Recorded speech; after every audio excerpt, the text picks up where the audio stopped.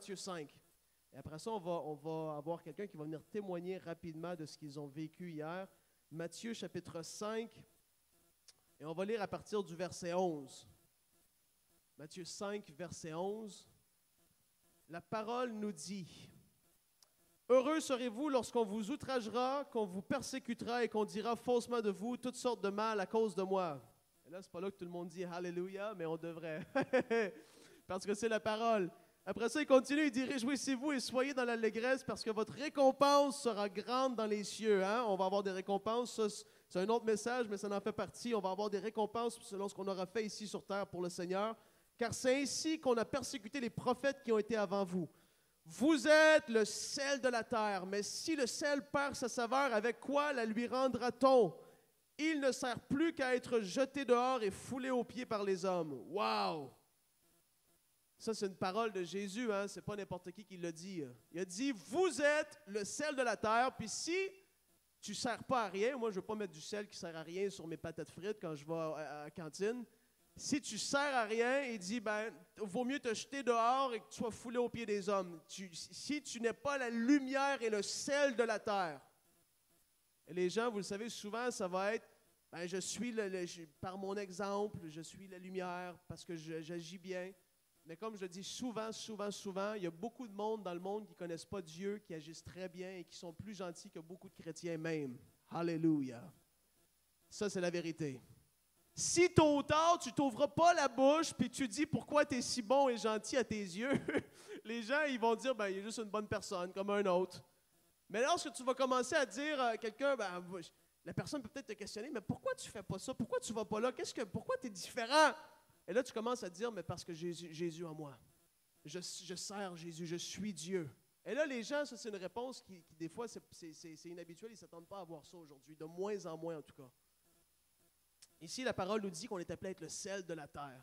Et puis là, je vais demander à Joanie et à Alexandre de venir en avant. Là, ils sont au courant déjà. Ils vont venir témoigner de ce qu'ils ont vécu hier. On peut les accueillir, les encourager, sont là. Alex était au son ce matin, et Joanie aussi, à la projection.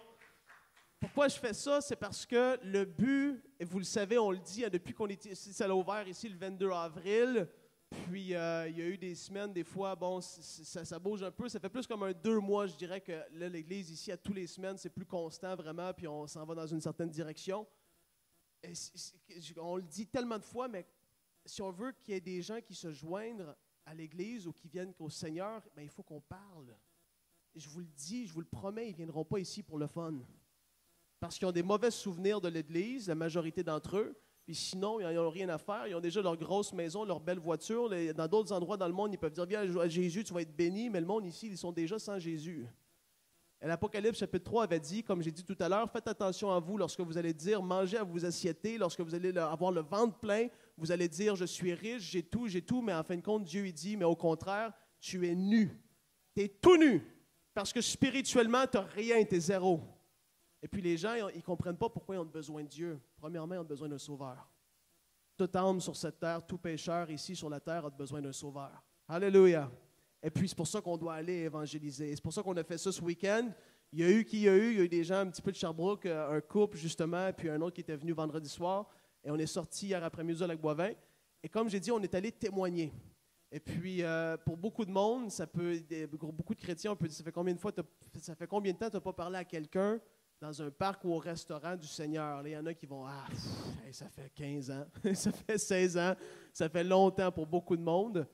Puis on devient habitué, puis on devient des professionnels à l'Église. On vient le dimanche matin et on est là pour être bénis ensemble, c'est vrai. Mais le dimanche matin, tu es supposé venir te ressourcer parce qu'au courant de la semaine, tu vas avoir vécu peut-être qu'est-ce que Jésus a dit. Heureux serez-vous lorsqu'on vous outragera et qu'on vous persécutera et qu'on dira faussement de vous toutes sortes de mal à cause de moi. Si tu te fais dire des choses comme ça pendant la semaine, mais là, tu viens à l'église le dimanche matin, tu es avec tes frères et sœurs chrétiens, là, tu lèves tes bras, puis Seigneur, je te remercie parce que tu me ressources, tu me fais du bien, tu vas me parler par ta parole. Mais là, après ça, la semaine en revient, puis c'est là que tu es supposé être le sel. Sinon, on est un paquet de sel ensemble qui ne sert à rien. Jésus, il dit, « Hey! Le sel, il ne sort pas! » Alléluia. Puis là, Joe et Alex, ils ont témoigné hier, puis ils vont nous dire comment ils ont vécu ça un petit peu, parce que c'est la première fois que vous faisiez ça. Alex, tu avais déjà fait un peu, mais Joe, c'est la première fois. Mais dis-nous comment tu as vécu ça, toi. comme je disais hier, ben, c'est la première fois. J'avais un petit peu peur de ce que ça pouvait être, dans le fond. Quand tu n'avais jamais vécu ça, je le voyais avec des vidéos avec Jonathan, mais de le vivre, c'était différent. Puis, tu sais, j'ai vraiment aimé mon expérience. Là. Puis, hier soir, avant de me coucher, j'ai dit à Alex, c'est plate, mais tout le monde aurait dû être à la formation, être sur le terrain avec nous hier. Tout le monde, sans exception, aurait dû être là pour voir à quel point que, tu sais, oui, quand on a prié comme pour, 3 personnes peut-être? Mais, oui, tu sais, puis, tu sais, on a peut-être juste changé quelque chose dans la vie de ces personnes-là tu sais, ça va faire le chemin jusqu'à... C'était vraiment le fun, là. J'ai vraiment aimé... Ouais. Mais c'était pas la peur que ça marche pas, comme on avait parlé dans la formation. C'était pas la peur que ça marche pas que je prie, mettons, pour eux, mais c'était la peur d'approcher ces inconnus-là, dans le fond. Que je savais pas comment, tu sais, ouais, la réaction des gens mais, tu sais, là, j'ai vu à quel point que ça pouvait être aussi facile. Est-ce que tu t'es fait flageoler hier par quelqu'un? T'as pas eu de roche qui t'a été lancée dessus? Mais les gens, souvent, ils pensent que c'est vraiment de quoi de gros, mais c'est beaucoup plus facile qu'on le pense. Toi, Alex, comment tu l'as vécu, toi, un peu? Ben moi, hier, j'étais béni d'avoir dérangé les gens, surtout pour la parole de Dieu. Puis, on était vraiment bénis hier. Puis, mais tu sais, on veut un réveil aussi, on prie pour le réveil. Puis, tu sais, dans le fond, dans la parole, ça dit de prier pour qu'on envoie des ouvriers, mais tu sais, ça prend vraiment beaucoup de monde qui s'implique. Puis, aller au front, c'est vraiment bénissant. Puis, ça fait du bien. La joie qu'on ressort, qu'on distribue des évangiles, puis tout ça, ça fait vraiment du bien. Puis, c'est vraiment une joie dans notre cœur aussi de faire ça. Puis, c'est sûr qu'on veut recommencer. Puis, on ne lâchera pas. Merci beaucoup, les deux. Merci. J'ai voulu qu'ils témoignent parce que, vous le savez, là, ce matin, on fait ça différent. Ça va être 2 mini-prédications. Ça va être moi et Jonathan aussi par la suite. C'est supposé être juste moi ce matin, mais hier, avec la formation, j'ai dit à Joe, on va faire ça à 2 ce matin. Ça va être différent. Puis tu vas partager telle chose, moi je vais partager telle chose. On voulait comme clôturer et faire un petit recap de ce qu'on a fait ce week-end. Vendredi soir, on a parlé aux gens qui étaient là. Puis le but de cette conférence-là, c'était d'apprendre aux gens comment évangéliser, à quel point c'est facile. Et de le faire au travers de la prière pour les gens qui sont malades. Si des fois tu vas approcher quelqu'un, beaucoup de gens ils se posent des questions des fois, mais comment je fais ça? Comment je peux approcher quelqu'un? Tout le monde qu'on a approché hier, il y a un monsieur qui m'a dit qu'il n'était pas intéressé du tout et c'est tout. C'est pas plus compliqué que ça. Et puis hier, comme j'ai dit, Joe et Alex, ils ont vu à quel point les gens, il y en avait qui étaient ouverts. Il y en a eu, j'ai pu prier pour des musulmans qui étaient au lac Boivin aussi, justement. En tout cas, c'était une drôle d'histoire, je ne vous raconterai pas tout, mais j'ai pu prier pour un des musulmans qui était là, il avait mal à l'épaule et tout. Tu vois vraiment, Dieu, qu'est-ce qu'il nous dit de faire? Allez! Puis après ça, qu'est-ce qui va se passer?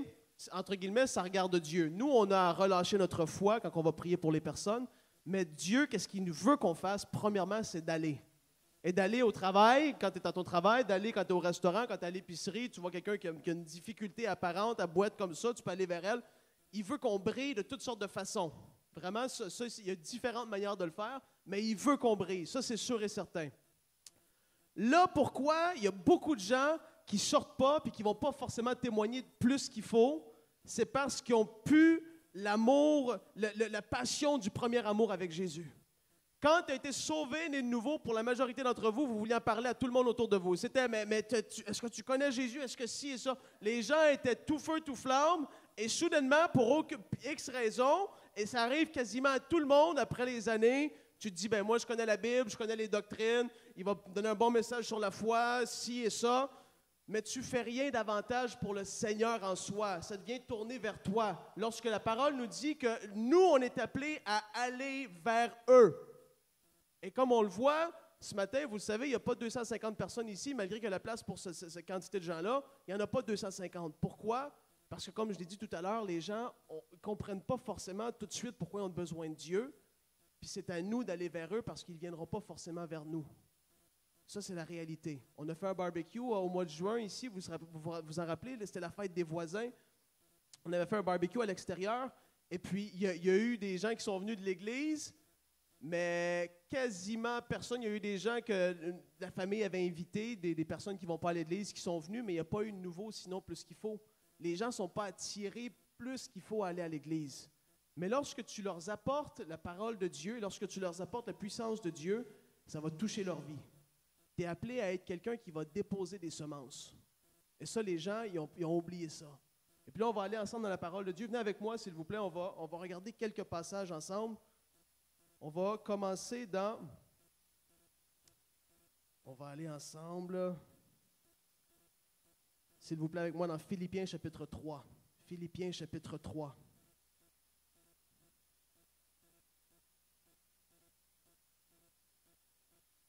Philippiens 3, et on va commencer à partir du verset 17.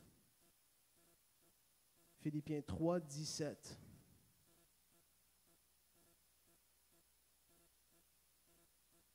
La parole nous dit, « Soyez tous mes imitateurs, frères, et portez les regards sur ceux qui marchent selon le modèle que vous avez en nous. » L'apôtre Paul, il dit, « Imitez-moi. » Et tous ceux aussi qui marchent, c'est ça, selon le modèle en quel moi je marche, et eux, ils nous imitent, marchez comme nous. Car il en est plusieurs qui marchent en ennemis de la croix de Christ, au verset 18.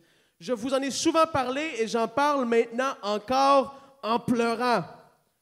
Ça, c'est un passage, comme je l'avais dit ce week-end, j'ai dit, c'est un passage qui m'a marqué. L'apôtre Paul écrivait cette lettre et il l'écrivait en pleurant parce qu'il s'imaginait qu'il y avait des gens encore autour de lui qui marchaient en ennemis de la croix de Christ.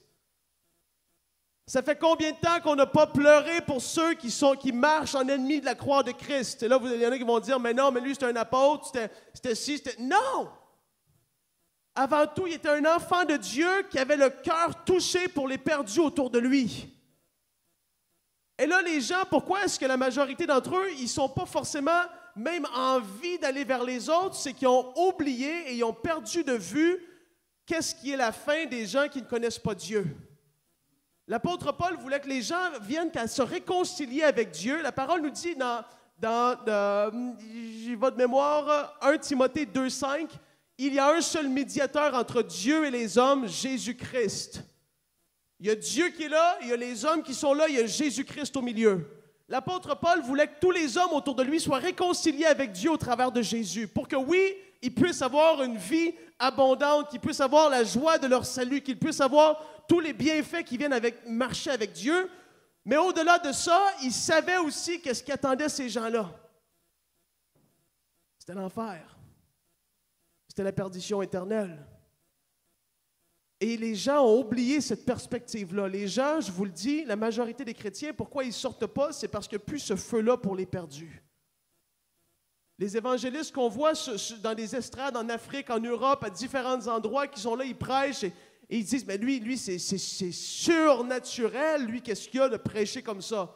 Oui, Dieu l'a appelé au ministère, mais au-delà de ça, c'est que le soir, chez lui, il a fléchi le genou, puis à un moment donné, quand personne ne le connaissait sur la terre, il priait, Seigneur, donne-moi un fardeau pour ceux qui sont perdus, sauve leur âme. Ceux dans ma ville, viens les sauver, viens faire quelque chose pour eux parce qu'ils sont en route pour l'enfer. Ça fait combien de temps que personne n'a fait ça ici? Ça, c'est ce qui manque dans l'Église. Et les gens ne veulent plus avoir des messages comme ça, entre guillemets, si on peut dire, de correction ou d'avertissement, parce que c'est toujours, non, politiquement correct. Non, attends un peu, Frank, moi, je viens à l'Église ici, je vais être béni quand je ressors, je vais être heureux. Mais pourtant, la parole de Dieu dit complètement le contraire. Dans la parole de Dieu, dans le Nouveau Testament, c'est rempli d'avertissements. Que les gens qui vivent de telle ou telle manière, ils n'hériteront pas le royaume des cieux. C'est quasiment plus prêché, ça. C'est toujours les clés pour ta bénédiction. C'est comment faire pour avoir un couple heureux. Je suis tout pour ces choses-là. Mais c'est qu'ils ont éliminé toute la partie qui pousse les gens à évangéliser, qui pousse les gens à réfléchir à ce qui est devant eux, l'éternité future qui est devant eux. C'est plus prêché, c'est plus apporté. Et c'est pour ça qu'il y a une église qui est si faible dans l'évangélisation au Québec. Il y en a très peu maintenant qui vont sortir. Le frère Carbone, il y a bien des années, il sortait avec son chapiteau au travers le Québec aussi, comme l'église ici on fait. Là, on est à Sainte-Juliette cette semaine. Les pasteurs, et puis il y en a qui me disent, mais y a-tu du monde bien gros qui y vont? Mais tu es dans un village d'à peu près, je ne sais pas combien de centaines ou de milliers de personnes, de 2-3 000 personnes. Puis tu as zéro personne qui évangélise, zéro personne qui fait de pub, à part pour le poster au Tim Hortons, puis tu essaies de faire de la pub, tu essaies d'attirer ceux que tu peux, tu fais ton possible. Ce que Dieu demande, c'est ce que je te dis de faire, fais-le, puis les résultats par la suite, après ça, au pire, ça me regarde moi. Alléluia! Souvent, on est là, on est barré, mais il n'y aura pas grand monde. Qu'est-ce que ça te fait bien à toi? Les 4-5 qui vont être là, qui vont être sauvés, rachetés pour l'éternité. Sauvés d'une perdition éternelle. Eux, ça a tellement une importance parce que tu vas les revoir au ciel puis ils vont te dire hey, tu te rappelles-tu, à Trois-Rivières, tu étais venu à Sainte-Julienne, tu étais allé à telle place? Frère Bouchard, il y en a que vous allez revoir, à Gaspésie, vous allez prêcher il y a 40 ans passés, puis ils vont dire j'ai accepté le Seigneur au travers de ce que tu as fait. Personne n'aurait voulu aller en Gaspésie parce qu'il n'y aura pas de grandes foules. Dieu s'en fiche des grandes foules. À bien des places où il y a des grandes foules, ça va être rempli d'hypocrisie. Ça va être rempli de show. Rempli d'un message qui est là pour flatter le poil dans le bon sens. On ne dérange pas. L'apôtre Paul, il dit ici qu'il écrivait en pleurant à cause qu'il y en avait qui marchaient encore en ennemi de la croix de Christ. Je prie que cette Église ici, on soit des personnes qui fléchissent le genou individuellement et corporativement ensemble, régulièrement, qu'on prie pour les gens autour de nous, qu'on prie pour les gens de ce village. Il ne se passera rien tant qu'on ne prie pas. Puis une fois que tu as prié, il ne se passera rien de plus si tu ne sors pas. Les gens prier, ça c'est plus facile. Encore là. Merci Seigneur. Merci Seigneur. Venez avec moi s'il vous plaît. On va aller ensemble dans Matthieu chapitre 9. Merci Seigneur.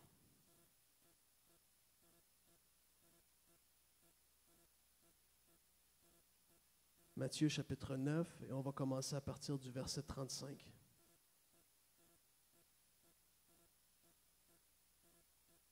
Merci Seigneur. Wow. Matthieu 9, verset 35. Ça, il faudrait le relire régulièrement. Jésus parcourait toutes les villes et les villages. Il y en a beaucoup qui parcourent beaucoup de villes et de villages ici au Québec, que vous savez. Il y a eu le frère Massicotte qui l'a fait, pour beaucoup de monde.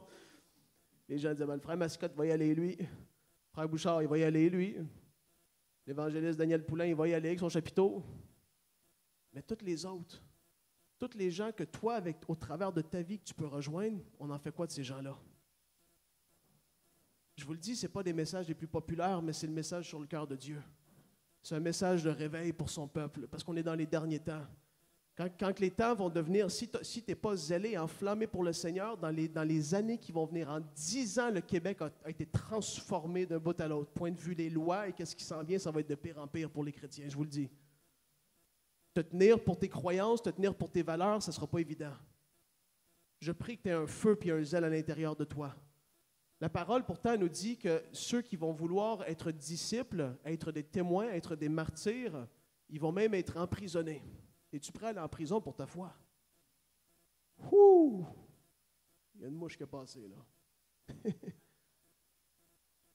C'est des choses qu'il faut se remettre en question. Seigneur, je t'aime-tu à ce point-là? Ce matin, on a dit, non de ce lieu de ta présence. Mais après ça, quand il dit, ouais, mais toi, donne-moi ta vie en entier. C'est quoi ta vie en entier? Quelle partie tu retiens? 9, verset 35, comme j'ai dit, Jésus parcourait toutes les villes et les villages, enseignant dans les synagogues, prêchant la bonne nouvelle du royaume et guérissant toute maladie et toute infirmité.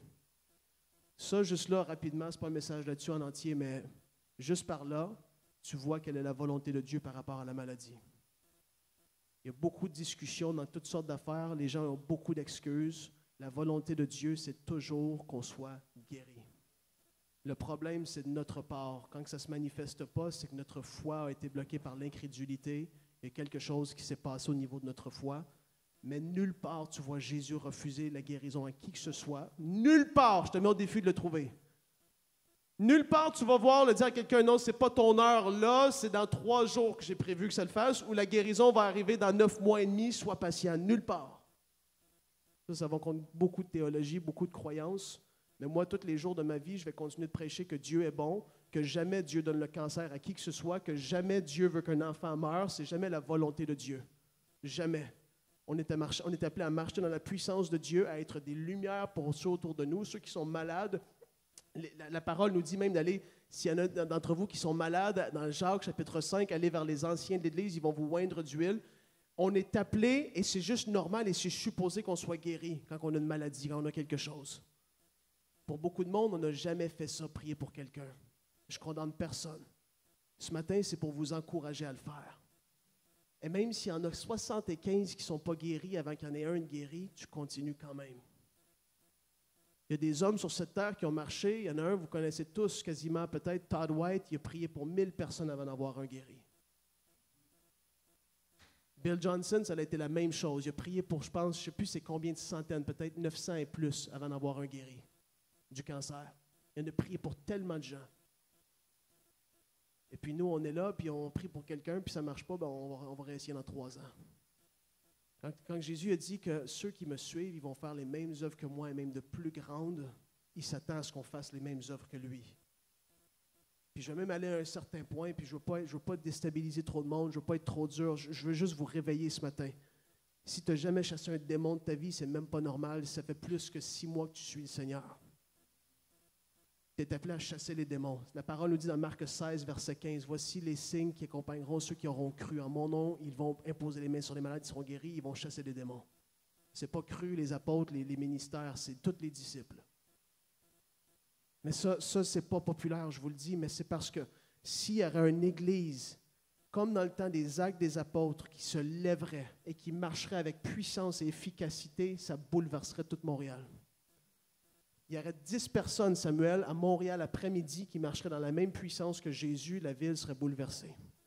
Il rentrait dans un hôpital, il irait quelque part, il verrait des gens guéris, les démons se manifesteraient. Jésus, il rentrait dans une ville, là, ça nous dit qu'il y avait des foules qui le suivaient. Il n'était pas un loner, Jésus. Les gens le suivaient parce qu'ils savaient qu'il allait recevoir quelque chose de lui. C'était impossible d'aller proche de Jésus et de ne recevoir rien. Et puis nous, on ne bouleverse pas assez. Dieu veut réveiller son peuple. Je vous le dis, dans ces derniers jours, Dieu veut réveiller son peuple. Il veut secouer son peuple. Et ce n'est pas normal qu'on soit toujours bien dans notre routine chrétienne. Ce ne l'est pas. Jésus ne voulait pas que ses disciples deviennent habitués. Et même qu'ils s'énervaient auprès d'eux parce qu'il y a un monsieur qui a amené un petit enfant qui avait un mauvais esprit. Ils n'ont pas été capables de le chasser. Ça l'a tellement énervé. Il a dit, « Génération incrédule et perverse, jusqu'à quand serai-je avec vous? » Ça l'a énervé, ça. Ils ont dit, apporte-les-moi. Un fou, sors! Le démon est sorti. Mais ça, tu prêches ça aujourd'hui, c'est pas ce qui est le plus aimé. C'est pas ce qui est le plus, c'est pas ce qui bénit le monde au maximum. Mais je te le dis, quand tu vas chasser un démon pour la première fois de ta vie, tu vas tellement être heureux, tu vas dormir tellement bien. Tu vas avoir vu la puissance de Dieu se couler au travers de toi. Tu vas saisir la puissance du nom de Jésus. Et de plus en plus que tu vas le faire, de plus en plus ta foi va se fortifier et que tu vas affronter des montagnes, des collines, des tempêtes qui vont être là dans ta vie et dans la vie des autres autour de toi. On va continuer parce que je n'ai même pas fini mon verset. Merci Seigneur. Verset 35, 36. Voyant la foule, il fut ému de compassion. Là, c'était lui, après avoir guéri toute maladie et toute infirmité, il a vu la foule, après les avoir guéris, là, il a vu la foule, puis il fut ému de compassion pour elle, parce qu'elle était languissante et abattue, comme des brebis qui n'ont point de berger. Alors, il dit aux disciples, la moisson est grande, mais il y a peu d'ouvriers. Priez donc le maître de la moisson d'envoyer des ouvriers dans sa moisson. C'est quand la dernière fois que tu as prié ça? Seigneur, envoie des ouvriers dans ta moisson, s'il te plaît. Peut-être que tu n'es pas en bonne santé, mais tu devrais le prier régulièrement. Seigneur, envoie des gens, s'il te plaît, dans ta moisson ici, dans la région dans laquelle on est. Il faut plus d'ouvriers qui vont aller moissonner. Jésus a été ému de compassion. Il n'était pas ému de compassion à toutes les 10 minutes, Jésus. Tu as vu Jésus être ému de compassion là, quand il a vu une femme qui s'en allait enterrer son fils unique, elle était veuve, il a été ému de compassion aussi. Quand il voyait des choses qui vraiment le troublaient, qui le touchaient, il devenait ému de compassion et là, il agissait. Et là, il a été ému de compassion parce qu'il a vu la foule qui était languissante et abattue. Ici au Québec, la dépression est dans un maximum. Ça ne devrait même pas l'être parce qu'on a tout ce qu'on a de besoin. Tu veux une plus grosse TV cet après-midi, tu vas aller l'acheter. Tu veux une plus grande piscine l'été prochain, tu vas te l'acheter. Tu veux que ton autre piscine soit chaude, tu vas te chauffer. Tu vas avoir un divan, un nouveau char. Tu veux tout ce que tu veux. Ça prouve qu'il y a quelque chose qui ne marche pas. Des gens dans des pays beaucoup plus pauvres que nous sont dans une plus grande joie de vivre. Ça, c'est pas normal. Et on devrait regarder les gens autour de nous, ils sont languissants et abattus, ils ont besoin de la bonne nouvelle de Christ. Ils ont besoin d'être fortifiés dans ce qu'ils vivent. Et c'est nous qui avons cette pilule-là, entre guillemets, je le dis comme ça, qui peut apporter la guérison dans leur corps au travers de la parole de Dieu qu'on va semer, au travers de l'imposition des mains qu'on va faire, au travers de ce qu'on va leur dire, au travers d'une parole de prophétie, une parole de connaissance qui va sortir, le Saint-Esprit va se manifester, et au travers de ça, tu vas, wow, ça va bouleverser leur vie. Il faut qu'on le fasse davantage. Il faut qu'on ait cette compassion-là pour les perdus, il faut qu'on soit ému de compassion, il faut être bouleversé, je vous le dis dans nos cœurs, il faut qu'il se passe de quoi? On va dire ici au Québec, une église de 300, c'est une grosse église. On est 8 millions d'habitants. Une église de 300, c'est très petit, frères et sœurs. Je suis désolé. Je ne méprise pas. Hein. Je ne suis pas méchant, je ne méprise pas. Je ne suis pas comme ça. Si vous me connaissez, vous connaissez mon cœur, mais c'est vraiment le cœur de Dieu. Je vous le dis, c'est pas assez. Il en faut tellement plus. Il faut qu'on voit quelque chose se passer. Puis si on croit dans ce qui s'en vient, dans une vague de réveil, dans quelque chose qui va se passer, il faut qu'on se lève. C'est tellement important. Il faut fléchir le genou et prier. Donne-moi un cœur comme toi, Jésus, comme que tu avais. Donne-moi un cœur rempli de compassion. Aide-moi parce qu'en fait, je m'en fous des gens autour de moi. Vraiment, si tu es vrai devant toi, tu vas le dire au Seigneur. Tu vas lui dire, Seigneur, mais les gens de ma famille, là, en fait, vraiment, Seigneur, sonde mon cœur puis vois. Je m'en fous de eux, de où est-ce qu'ils s'en vont, parce que je témoigne jamais, je prie jamais pour eux, je pense jamais à eux. Et là, Dieu, quand tu te mets tout nu devant lui comme ça, tu dis, Seigneur, sonde mon cœur, vois les profondeurs de moi, de mon être, mais là, fais quelque chose parce que je veux vivre ce réveil-là. Dieu va faire quelque chose, je te le dis. Hey, tu vas te mettre à genoux, tu vas prier, tu vas commencer à avoir des larmes de compassion. Il va y avoir quelque chose qui va, des soupirs inexprimables qui vont sortir. Il va y avoir de quoi de frais, quelque chose que tu n'auras jamais vécu, une intercession pour les perdus autour de toi. Ma femme a prié pour quelqu'un dans sa famille en particulier. Elle se met à pleurer des fois, elle est touchée par rapport à cette personne-là. Ça, c'est de l'intercession qui est là, qui va ressortir, qui va remonter parce que cette personne-là est dans tellement de besoin de recevoir le Seigneur. Merci, Seigneur. Joe, je te laisse la place ce matin. Seigneur, merci. Merci pour ce que tu fais dans ce lieu.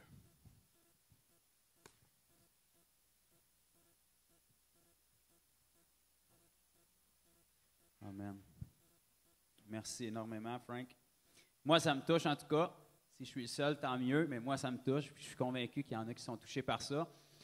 Puis en fait, tout ce qu'on partage, ce que Frank partage avec passion, c'est la parole. Puis c'est la même passion que j'ai. Oui, comme Frank l'a mentionné, il nous a fait peut-être plus évangéliste, fait qu'on a ça sur le cœur.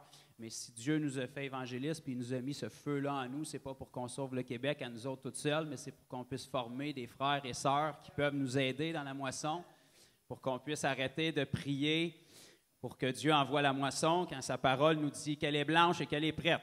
Si elle était prête il y a 2000 ans, forcément, 2000 ans plus tard, j'imagine qu'elle est encore prête et qu'elle est encore plus prête.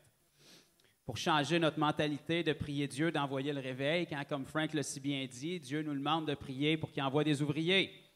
OK? Fait que si on n'a pas d'exaucement à nos prières et on ne voit pas les choses bouger comme ils devraient bouger, forcément, c'est parce qu'on ne prie pas bien. Et si on prie ce que Dieu nous demande de prier, bien, on va voir ce que Dieu promet dans sa parole s'accomplir. Dieu nous promet que si on va dans la moisson, il nous dit d'aller. Okay? Notre thématique en fin de semaine pour la formation, c'était Matthieu 28. Ça nous dit « Allez et faites de toutes les nations des disciples ». Ce n'est pas optionnel, ce n'est pas un conseil, ce n'est pas une recommandation, ce n'est pas un choix. Si tu es un disciple de Jésus, tu es appelé à faire des disciples. Okay? Frank l'a si bien dit, si tu es le sel et tu n'as pas de saveur, tu sers à rien. Okay? Combien est-ce qu'il y a de disciples ici qui veulent servir à rien? OK.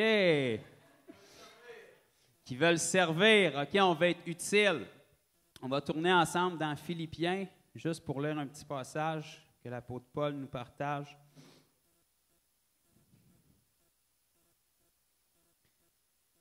Philippiens, chapitre 1 et le verset 23.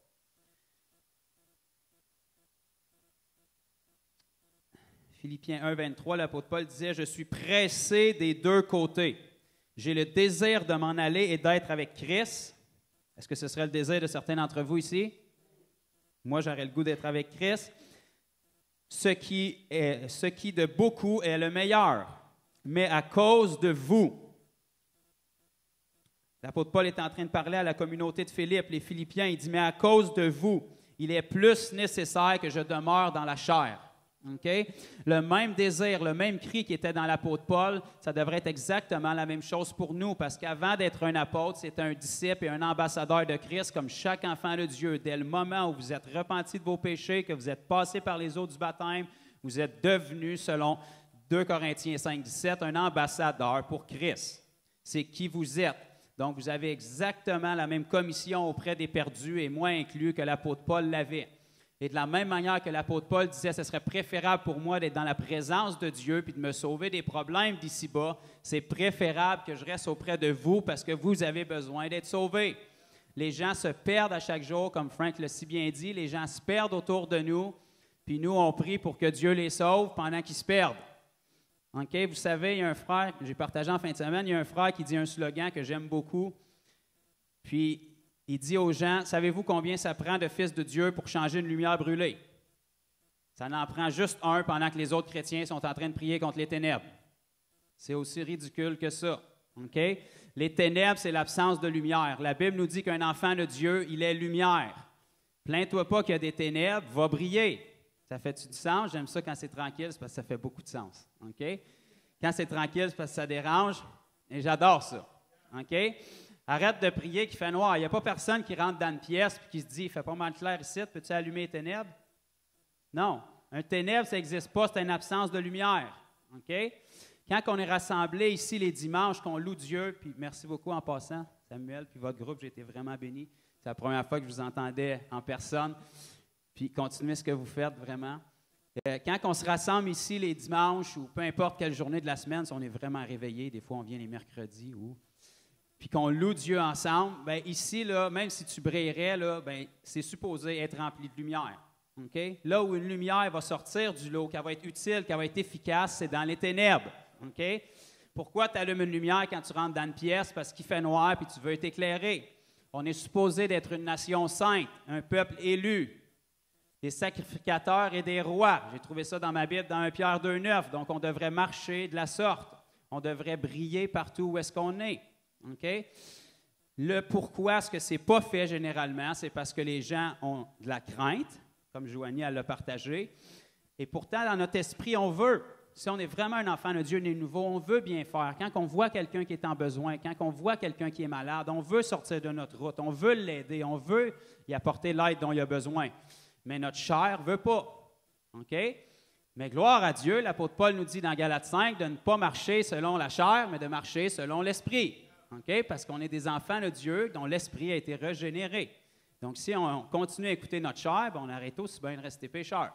Okay? Donc, si on a l'esprit de Dieu en nous qui nous dirige dans toute la vérité, ça serait bon qu'on marche dans cette vérité-là. Okay? Donc, le principe d'aller, c'est un commandement dans la parole. Okay? Vous ne verrez nulle part dans la parole où est-ce que c'est conseillé. La raison que chacun d'entre nous, on est ici aujourd'hui, c'est forcément parce que quelqu'un est allé quelque part à un moment de l'histoire. Sinon, vous n'auriez pas été sauvés. Est-ce que ça fait du sens? Je ne connais pas tout votre témoignage personnellement, de votre rencontre avec Dieu, de votre conversion, mais je suis pas mal convaincu que ce n'est pas l'apôtre Pierre, Jean, Jacques, Jude, Thomas qui vous a annoncé l'Évangile. Donc, forcément, c'est parce que ces hommes-là l'ont transmis à d'autres hommes, qui l'ont transmis à d'autres hommes pour que ça se rende jusqu'à vous, ici au Québec, 2000 ans plus tard. On est assez loin de Jérusalem. Pourtant, le mouvement a parti là. Si Jésus, avec une poignée d'hommes, a été capable d'influencer le monde en sorte que 2000 ans plus tard, on a le message, puis la puissance de Dieu bouge encore aujourd'hui, c'est parce qu'il y avait quelque chose là-dedans. Aujourd'hui, on prend ce quelque chose-là, on l'amène dans les murs, puis on attend l'enlèvement. L'enlèvement, ce n'est pas une mission de sauvetage. On est supposé de briller et de toucher le plus de gens pour qu'il y en ait le plus qui soient sauvés. OK? On n'a pas été sauvés pour être assis ici, semaine après semaine, sans rien produire. Ce n'est pas normal qu'on parle à des enfants de Dieu puis que tout ce qu'ils ont à te raconter, c'est leur problème et ils n'ont aucun témoignage.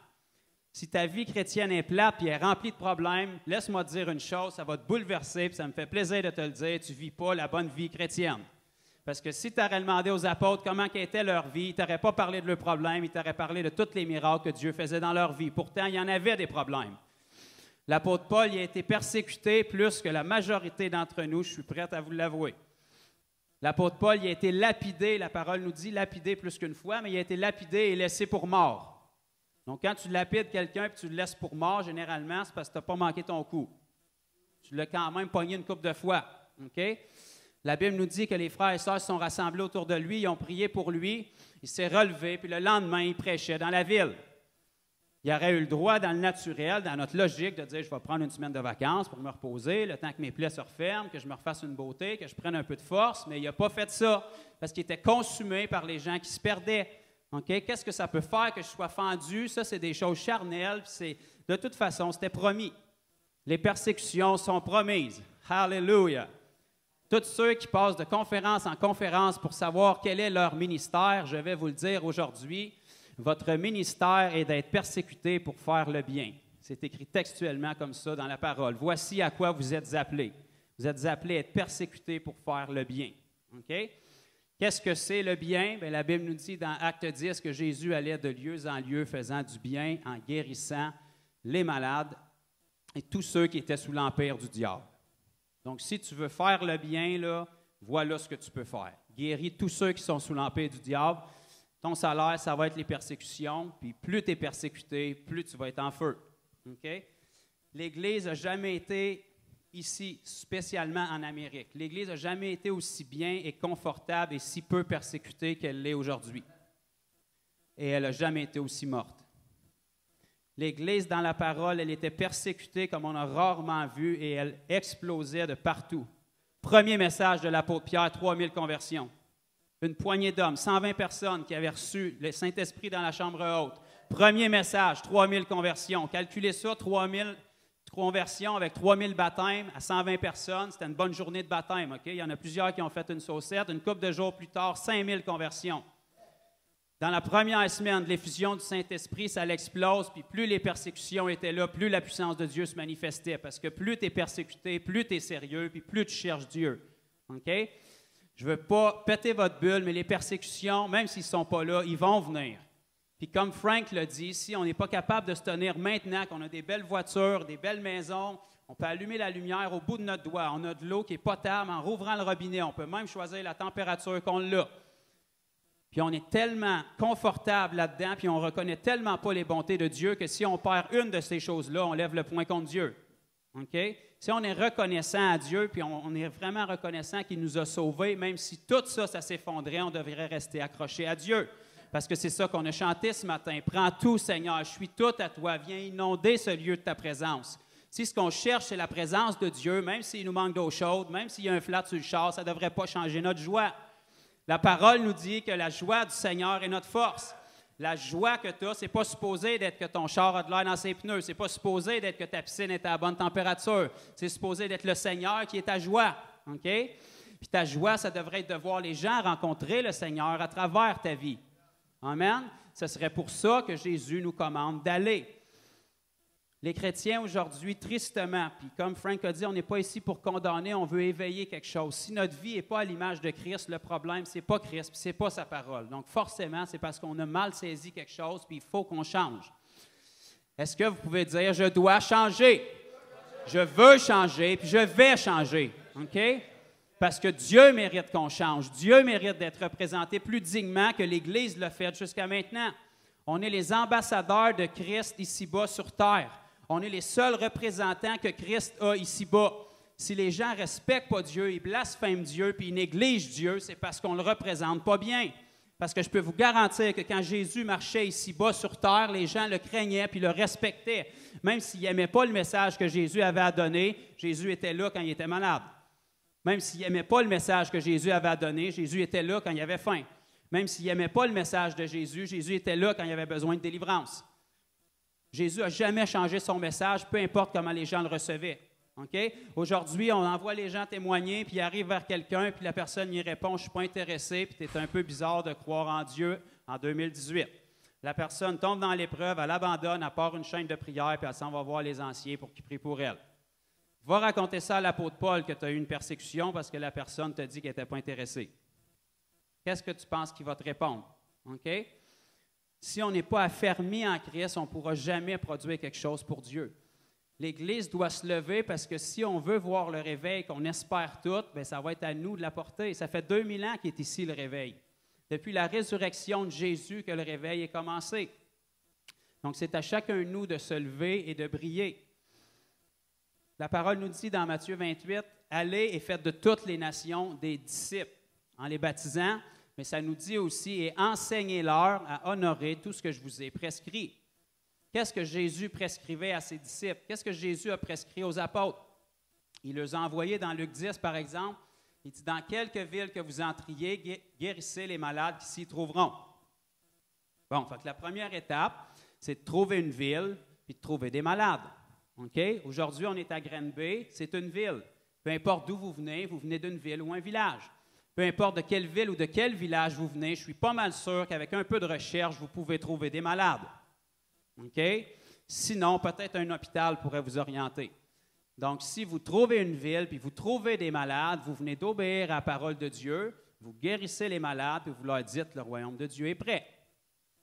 Pourquoi est-ce que ça semble si simple quand c'est dit comme ça, mais que c'est si peu pratiqué? C'est parce que les enfants de Dieu, j'ai découvert au fil des ans que la raison principale pourquoi ils ne veulent pas se tenir pour Christ et ils ne veulent pas prier pour les malades, c'est parce qu'ils ont peur qu'il ne se passe rien.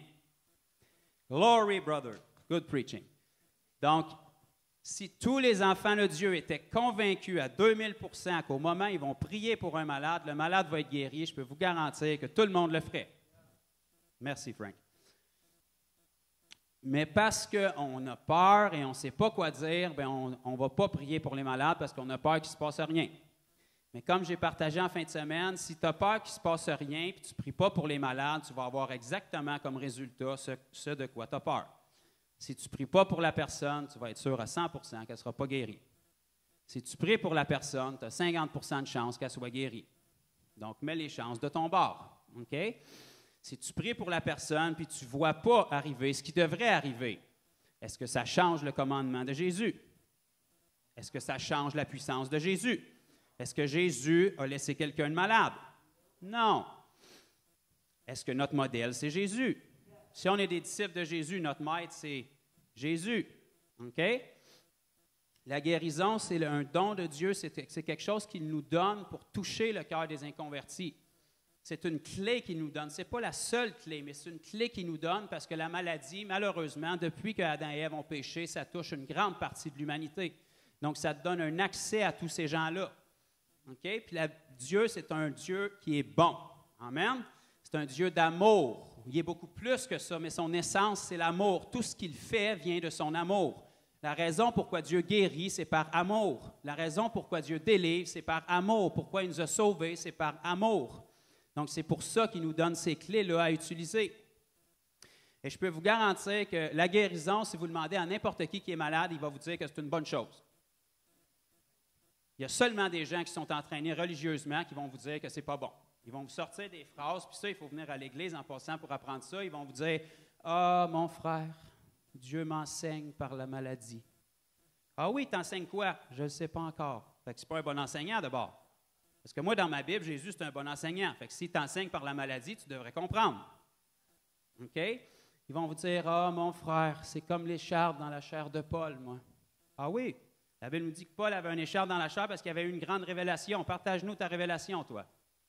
Ils n'ont rien à te donner. OK? « Ah, mon frère, Dieu me garde humble par la maladie. » Ah ouais, bien si c'est Dieu qui te donne ça, pourquoi tu prends des médicaments contre de bord? Tu es contre la volonté de Dieu. Okay, voyez-vous, ça, c'est toutes des doctrines que les gens ont appris parce qu'ils ne veulent pas avouer qu'ils sont incrédules, puis ils ont trouvé des portes de sortie au lieu de changer puis de se consacrer. Quand les disciples de Jésus ont prié pour le jeune homme démoniaque au pied du mont de la Transfiguration dans Matthieu 17, comme Frank l'a mentionné tantôt, ils n'ont pas vu le démon sortir. Alors, clairement, on aurait pu dire, bien, voyez-vous, c'était les disciples de Jésus, donc c'était forcément pas la volonté de Dieu que tout le monde soit délivré, que tout le monde soit guéri. Mais quand Jésus est arrivé, qu'est-ce qu'il a dit? Il les a corrigés, puis il leur a dit, amenez-moi là ici, puis il l'a délivré. Est-ce que c'était la volonté de Dieu que ce jeune homme-là soit délivré? Amen. Est-ce qu'il a été délivré quand les disciples ont prié? Non. Est-ce que c'était la volonté de Dieu quand même? Oui. Est-ce qu'on réécrit la parole avec nos expériences? Non. Ça reste toujours la volonté de Dieu que les gens soient guéris. OK?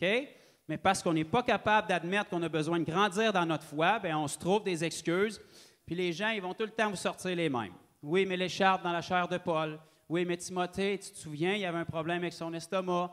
Oui, mais tu sais, Paul, il a laissé quelqu'un de malade quelque part. Je ne me souviens plus qui, je ne me souviens plus où, parce que je ne connais pas ma Bible, mais j'ai retenu ces versets-là pour être capable de me défendre. Non, tu es incrédule. Jésus a dit, c'est à cause de votre incrédulité. Il n'a pas dit, c'est à cause que l'enfant ne croyait pas, c'est à cause que le père ne croyait pas. Le petit garçon, il était en crise. Est-ce qu'il était en mesure de croire? Je ne penserais pas. Il a demandé au père, est-ce que tu crois? Le père a dit, je crois, viens au secours de mon incrédulité. Ça s'annule pas mal comme réponse, là. Je crois, mais viens au secours de mon incrédulité. Ça veut dire, je ne crois pas, mais je te dis que je crois juste pour que tu pries pour lui. Il n'y avait pas un once de foi qui était là. Les disciples étaient partis se cacher parce qu'ils étaient gênés, puis tous ceux qui étaient là regardaient le petit gars manifester, puis ils ne savaient pas quoi faire. Jésus est arrivé, il a dit, sors! Parce que Jésus était la manifestation de Dieu sur terre. Dieu, c'est Jéhovah Rapha, le Dieu qui guérit. OK? S'il ne guérit plus, puis il guérit des fois, il va falloir changer son nom. Ça va être le Dieu qui guérit quand ça y tente, quand tu as assez de foi, quand tu as assez prié, quand tu as assez jeûné, puis quand tu le mérites. OK? Dieu, c'est le Dieu qui guérit. Il guérissait, il guérit, puis il va guérir. Dieu, c'est le Dieu qui sauve. C'est pas quand ça te tente, quand tu es assez fin, quand tu le mérites. C'est le Dieu qui sauve si tu te repens. Dieu ne change pas sa nature. Il y a un seul Dieu. Si la guérison venait de Dieu pour une quelconque raison, pourquoi est-ce que tu as un système immunitaire qui combat contre? Dieu t'a donné quelque chose naturellement qui combat contre la maladie. Non, c'est parce que la maladie, ça ne vient pas de Dieu. Sinon, ça s'appellerait la bien-ladie ou la bonne-ladie. OK? Mais la maladie, c'est mal. Ça vient du mal. Il n'y a pas personne qui se lève un matin, à part s'il a été endoctriné religieusement et qui se dit « Yes, sir, je me suis pogné un cancer un matin. » Non! Demandez à n'importe qui est malade, s'il veut être guéri, il va vous dire que ce serait bien d'être guéri. Puis la Bible nous dit que la volonté de Dieu, c'est ce qui est bon, agréable et parfait. La guérison, c'est toujours la volonté de Dieu. La délivrance, c'est toujours la volonté de Dieu.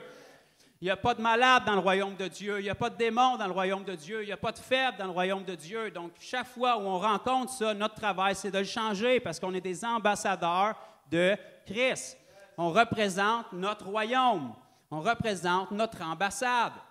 Si on ne représente pas dignement notre ambassade ici, qui va le faire? La Bible nous dit dans Romains 12:2, ne vous conformez pas au siècle présent, parce que le siècle présent, là, si je vous annonce quelque chose, il ne représente pas Christ. Ils ne pensent pas comme Christ, puis ils n'agissent pas comme Christ. Ils ne sont pas régis avec la justice du royaume de Dieu. Donc, on ne doit pas se conformer à ce siècle-là, mais la Bible nous dit, soyez transformés. Là, je viens de bouleverser la majorité des chrétiens. La Bible te dit que tu dois être transformé. Et là, c'est un passage qui est dans Romains. Ça s'adresse à des chrétiens, okay? Des disciples de Jésus comme vous. Si on recule dans Romains 6, il dit « Ne savez-vous pas que vous êtes morts au péché quand vous êtes passés par les eaux du baptême? » Donc, c'était des enfants de Dieu nés de nouveau. Et il leur dit « Soyez transformés. » Où est-ce qu'on doit être transformés? Par le renouvellement de notre intelligence. Donc, forcément, s'il est en train de dire ça à des disciples de Jésus, c'est parce que leur intelligence n'avait pas été sauvée. C'est leur esprit qui a été sauvé. Mais ils doivent se réentraîner à penser, à parler et à agir comme Dieu. Ça nous dit, soyez transformés par le renouvellement de l'intelligence afin, écoutez bien ça, ça va bouleverser les doctrines de beaucoup de chrétiens, afin que vous discerniez la volonté de Dieu. Dieu veut qu'on connaisse sa volonté. OK? L'idée que les voies de Dieu sont mystérieuses, mystiques et impénétrables, ça c'est de l'Ancien Testament, puis c'est pour un pécheur. Un enfant de Dieu, la Bible nous dit qu'il ne nous appelle plus esclaves, il nous appelle fils, parce que l'esclave ne sait pas ce que son maître veut, mais le fils le sait. Dieu veut qu'on connaisse sa volonté. Si on sait ce qui est bon, agréable et parfait, on va être capable de représenter dignement notre Dieu ici-bas. Amen? Il n'y a pas beaucoup d'amen, donc c'est excellent. On va prendre une gorgée d'eau.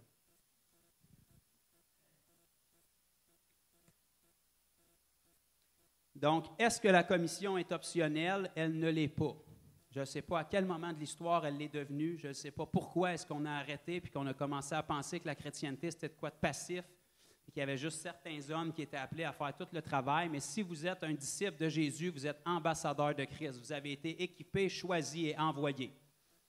Chrétien, ça veut dire un petit oin. Okay? Vous avez tout ce qu'il faut. Vous êtes le choix de Dieu. Si vous ne seriez pas bon, vous n'aurez pas choisi. Okay?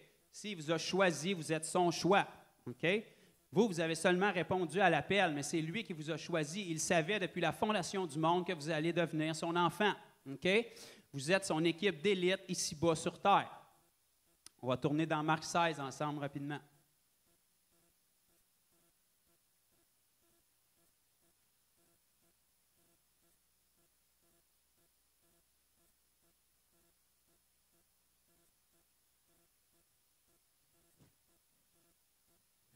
Marc 16, on va commencer naturellement, pour sauver du temps, au verset 15. C'est la grande commission que Jésus donnait, qui est encore valable pour nous aujourd'hui. Jésus a dit, Jésus s'adressait à ses apôtres, puis il leur dit, « Allez par tout le monde. » C'est où ça, par tout le monde? Dans le fond, c'est partout le monde. Dans le fond, ça veut dire ce que ça veut dire. Et prêcher la bonne nouvelle. Okay? Le mot prêcher qui est écrit ici là, dans le grec, ça veut dire proclamer avec force et autorité de manière à ce que les gens entendent, comprennent et obéissent à ce que tu annonces. Pourquoi Jésus se démarquait? C'est parce qu'il parlait avec autorité. Les scribes et les pharisiens connaissaient le même livre, mais ils ne parlaient pas avec autorité parce que c'était des hypocrites. Jésus proclamait avec autorité parce qu'il vivait ce qu'il prêchait. Il leur dit, prêchez la bonne nouvelle à qui? À toute la création. Voyez-vous comment Dieu est formidable? Il dit, tu vas par tout le monde, puis tu prêches à tout le monde. C'est tellement pas compliqué. Si tu trouves un monde, puis tu trouves du monde dedans, prêche-le. Ça nous dit, celui qui croira et qui sera baptisé sera sauvé. Mais celui qui ne croira pas sera... Wow, ça, c'est pas super le fun, mais c'est écrit quand même. Donc, Jésus leur dit, allez par tout le monde. À qui est-ce que Jésus s'adressait quand il a dit ça? Il s'adressait aux disciples, aux apôtres qui étaient là. Il leur dit, prêchez la bonne nouvelle à toute la création. Celui qui croira et qui sera baptisé sera sauvé. De quel groupe est-ce qu'on parle ici? Ceux qui vont croire au message des 12. Est-ce qu'on est tous d'accord? Il envoie les apôtres, il envoie les disciples, il leur dit, prêchez la bonne nouvelle à toute la création. Parmi la création, ceux qui vont croire et qui vont être baptisés vont être sauvés. Ensuite, il va nous dire au verset 17, « Voici les miracles qui accompagneront ceux qui auront cru. » Ceux qui auront cru ici, est-ce qu'on parle des apôtres ou on parle de ceux qui vont avoir cru à leur message? Le groupe dont on parle ici, est-ce qu'on parle des apôtres ou on parle de ceux qui vont avoir cru au message des apôtres? Voici les miracles qui accompagneront ceux qui auront cru. Ce n'est pas écrit « Voici les miracles qui accompagneront les apôtres ». C'est écrit « Voici les miracles qui accompagneront ceux qui auront cru au message des apôtres ». Glory! Ça commence en disant « En mon nom, ils chasseront les démons ». Alléluia! Aujourd'hui, on a la moitié de l'Église qui ne croit plus dans les démons, puis l'autre moitié qui en ont peur. Ça ne va pas bien, là. Parce que le premier signe, selon la parole, que tu es un disciple de Jésus, c'est que tu chasses les démons. Si tu ne crois pas dans les démons, il y a peu de chances que tu les chasses. Si tu en as peur, il y a très peu de chances qu'ils sortent. Fait qu'il y a quelque chose qui cloche avec la parole. En mon nom, ils chasseront les démons, ils parleront de nouvelles langues, ils saisiront des serpents. S'ils boivent quelques breuvages mortels, il ne leur fera point de mal. Ils imposeront les mains aux malades et les malades seront guéris des fois s'ils méritent, s'ils ont assez de foi. C'est tout ça qui est écrit. C'est tout ça que Jésus a fait. Jésus, as-tu déjà renvoyé quelqu'un malade parce qu'il n'avait pas assez de foi? Non. Pourquoi est-ce que nous, on le fait dans ce cas-là?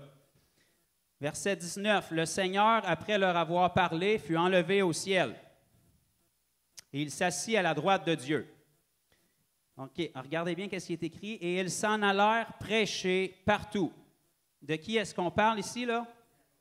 Les apôtres, les disciples qui étaient là, ils s'en allèrent prêcher partout. Le Seigneur travaillait avec eux et confirmait la parole par les miracles qui l'accompagnaient. OK, le Seigneur, de qui est-ce qu'on parle ici? Le Seigneur, c'est Jésus. Le Seigneur Jésus, OK. Travaillait avec eux. De qui est-ce qu'on parle ici quand on dit eux? Fait que ceux qui ont cru travaillaient, puis Jésus travaillait avec eux. Fait que Jésus ne travaillait pas tout seul. Il fallait que ceux qui ont cru travaillent pour que Jésus travaille avec eux. Bien, bingo, on vient d'avoir notre réponse. Si on ne voit pas Dieu travailler comme on voudrait le voir travailler, comme on prie pour le voir travailler, comme on fait des rencontres pour le voir travailler, comme on fait des levées de fonds pour le voir travailler, c'est simplement parce qu'on ne veut pas travailler avec lui. On veut prier puis que lui fasse tout le reste. OK? On est les pieds, les mains, la bouche de Dieu ici-bas sur terre. Dieu aurait beaucoup d'anges pour faire le travail, mais il ne leur a pas donné ce ministère-là. Le ministère de réconcilier l'homme avec Dieu, ça appartient à chaque enfant de Dieu. Le ministère de guérir les malades, de chasser les démons, puis de prêcher l'Évangile, c'est la commission des disciples de Jésus et pas celle des anges pour l'instant. Donc, on se doit de répondre à l'appel si on veut que Dieu travaille avec nous. Il y a une autre mouche qui est passée. Alléluia! Donc, merci Seigneur pour l'opportunité qu'on a eue de partager ça un petit peu. Puis, peut-être vous avez vu Frank passionné tantôt. Moi, j'aime ça entendre la parole comme ça. Il y en a que ça leur fait peur. Moi, je suis quelqu'un qui est direct. Puis, si on parle avec passion, ce n'est pas parce qu'on veut condamner les gens, c'est parce qu'on veut que ça change. Okay? Premièrement, on veut vivre le changement par nos vies. Mais je peux vous dire, moi, je me suis mis sur mes genoux, comme Frank a dit tantôt, en 2014, puis j'ai crié à Dieu pour savoir qu'est-ce qui clochait ici au Québec. Pourquoi est-ce qu'on a beau faire la publicité, puis on ne voit pas les gens venir à Jésus? Puis Dieu m'a parlé, puis il a changé ma vie. Puis tout ce que j'ai vécu depuis les 4 dernières années, à chaque semaine, quand je suis dans les rues partout, puis les gens qu'on voit être guéris, puis les gens qu'on voit être sauvés, c'est disponible pour chaque enfant de Dieu. J'ai rien de plus que qui que ce soit. Si Dieu l'a fait à travers moi, c'est simplement parce que je suis assez fou pour obéir. Je suis assez discipliné pour croire simplement la parole, être assez naïf pour croire que quand Dieu nous dit d'aller, si on va, il se doit de nous baquer. Si Dieu nous envoie pour sa gloire en étant ses ambassadeurs, il se doit d'être fidèle à sa parole. Si Dieu n'est pas fidèle à sa parole, tu vas pouvoir retourner le voir et lui dire, « Ben moi, j'ai fait la partie qui était d'aller. Qu'est-ce que j'ai fait de pas correct? » Mais je vous promets que si vous faites la partie de aller puis simplement obéir, Dieu ne vous demande pas d'avoir les capacités, il s'en occupe. Il vous demande d'avoir le vouloir puis d'être disponible. Et Dieu va couler à travers vous d'une manière incroyable. Puis, c'était la première conférence de ce type-là qu'on faisait ici en fin de semaine. Moi, ça fait beaucoup que je fais dans les dernières années dans d'autres contextes, mais c'est vraiment ce que j'ai à cœur. Puis, je suis béni de voir que Frank pousse dans cette direction-là aussi, parce qu'il n'y aura pas de changement s'il n'y a pas de changement. C'est aussi simple que ça. Dieu n'a jamais changé. Donc, si on veut du changement, c'est nous qui doit changer. Puis ça demande tout le temps de sortir de notre zone de confort. Soyez bénis. Amen. Amen. C'est pas fini, je recommence. Non, c'est pas... Amen, amen. Vous savez, la parole, elle nous dit, je l'ai prêché il n'y a pas si longtemps ici, un dimanche matin, on est des sentinelles. Ézéchiel chapitre 3, Dieu avait dit à Ézéchiel, je t'établis, voyons, comme sentinelle. Puis on est appelé des sentinelles, puis on avait vu aussi, je me répète un petit peu par rapport à ce que j'avais prêché, mais on avait vu que chacun de nous, on va avoir des comptes à rendre.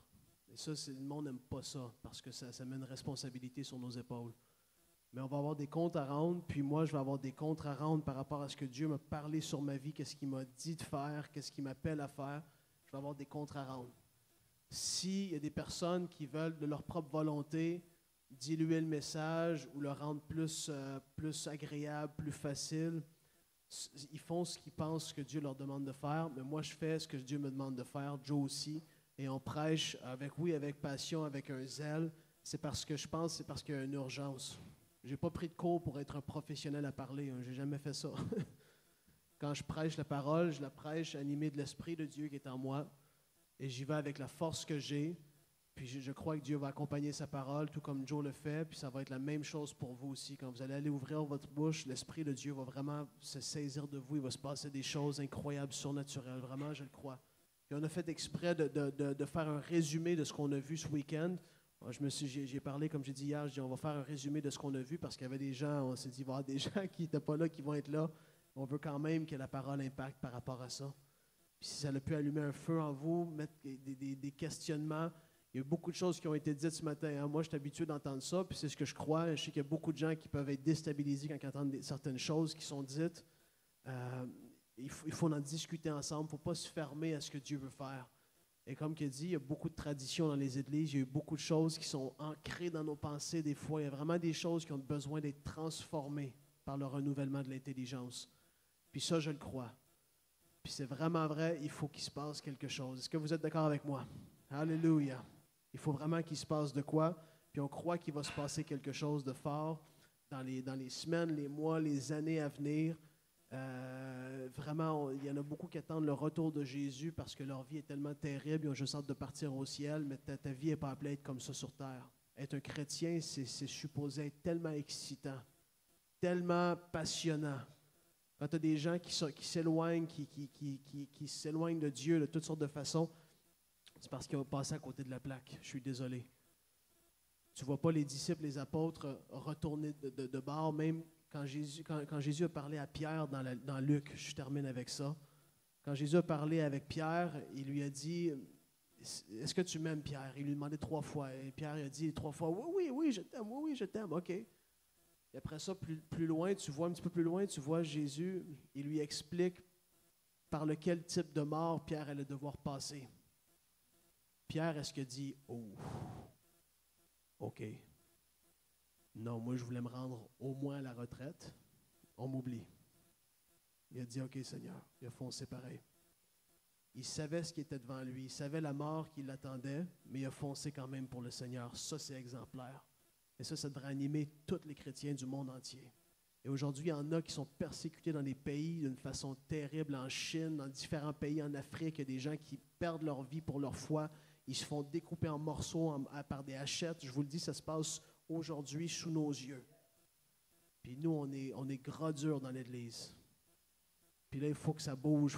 Puis je crois, comme j'ai dit, le Seigneur m'a parlé, moi, en février 2017 précisément. Il m'avait dit, « Frank, je t'appelle à porter mon message du réveil. » J'étais dans ma salle de bain avant d'aller dans la douche. Je me regardais dans le miroir, puis il me parlait d'une façon que je n'avais jamais entendu Dieu me parler. C'était quasiment comme si c'était une voix. Ça me saisit.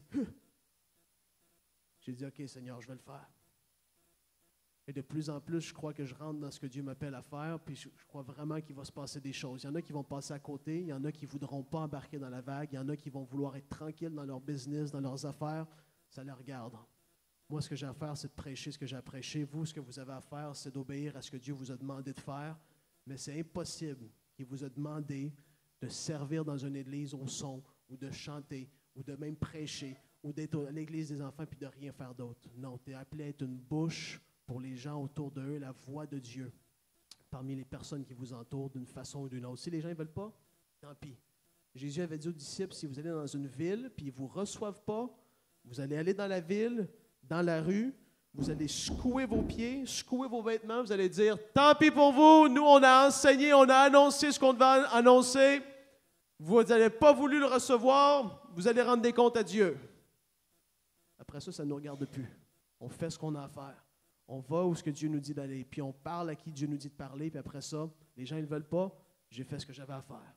Tu peux continuer à prier pour eux, mais toi, devant Dieu, tu vas avoir fait ce que tu avais à faire. Merci, Seigneur. Seigneur, on te remercie pour cette réunion.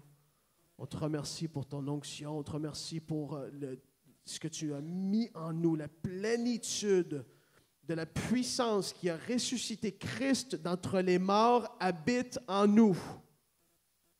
Révèle cela à nous, s'il te plaît, comme Paul l'a prié. Illumine les yeux de nos cœurs sur la puissance qui habite en nous déjà.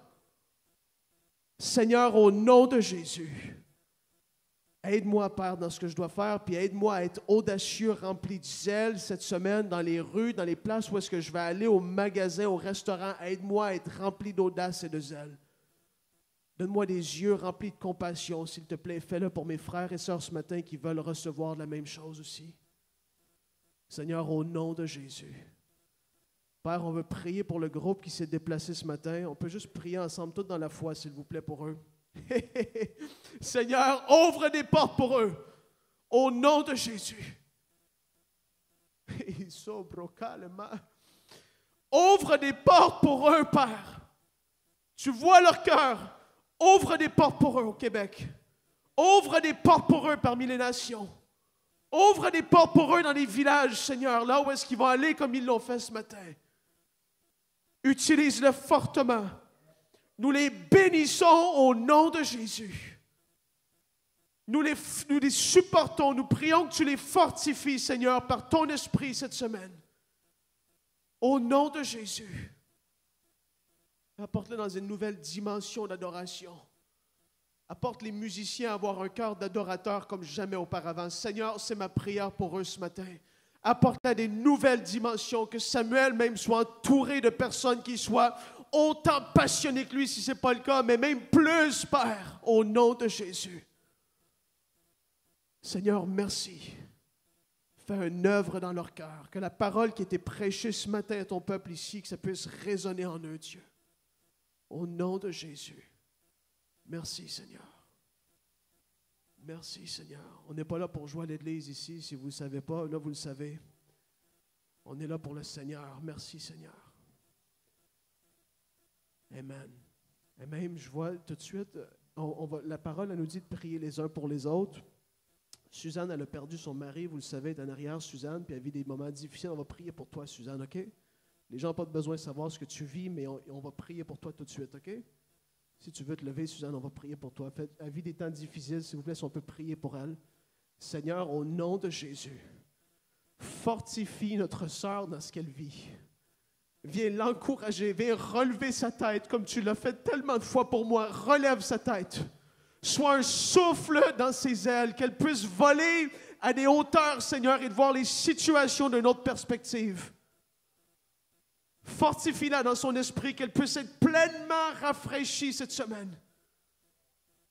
Qu'il y ait une stabilité dans ses émotions, dans ses pensées, Seigneur, au nom de Jésus. Tu vois comment elle témoigne même autour d'elle. Elle est une des femmes qui témoignent beaucoup à cette Église. Seigneur, fortifie-la dans ce qu'elle fait. Saint-Esprit, on te demande de lui donner des paroles de connaissance, des choses précises maintenant. Au nom de Jésus, qu'elle rentre dans une nouvelle dimension par rapport à l'évangélisation qu'elle va faire. Merci, Seigneur. On peut prier pour François, ton garçon. Seigneur, qu'il soit sauvé. Tu vois son fils, qu'il arrête de résister. On se dresse contre toute forteresse, contre toute chose que l'ennemi a pu dresser dans ses pensées. Sois brisé au nom de Jésus. Nous nous dressons contre tout esprit méchant qui en veut à sa vie, qui le tient lié, aveuglé de l'Évangile. Au nom de Jésus, François, sois libéré. Nous proclamons que des anges, Père Seigneur, envoient même des anges à lutter, qu'il y ait quelque chose qui se passe, que ça brise dans l'esprit autour de lui. Ouvre une porte pour que Suzanne puisse vraiment le témoigner. Et si ce n'est pas elle, que ce soit quelqu'un d'autre, Seigneur. Que son cœur soit touché, vivement touché dans ce qu'il vit. Merci, Seigneur. Merci, Seigneur. Amen, amen. Merci, Seigneur. Merci, Seigneur. My goodness. Seigneur, merci. Si vous n'êtes pas pressé, moi, Samuel, j'aimerais vraiment ça qu'on puisse chanter « Tu m'as délivré encore ». Ça te dérange-tu? Si ça ne te dérange pas du tout, j'aimerais ça bénirait beaucoup. Puis, vous voulez rester? On va chanter un dernier chant avec eux. Ils sont venus de Montréal ce matin. On peut chanter avec eux un autre chant encore, chanter, louer le Seigneur parce qu'il nous a délivrés. Il a tellement fait de bien à chacun de nous. Vraiment, on a de quoi louer ce matin. On va juste chanter ça une dernière fois, Samuel. Je ne veux pas vous garder trop tard, hein, mais ça va être une bénédiction, vraiment. Merci, Seigneur.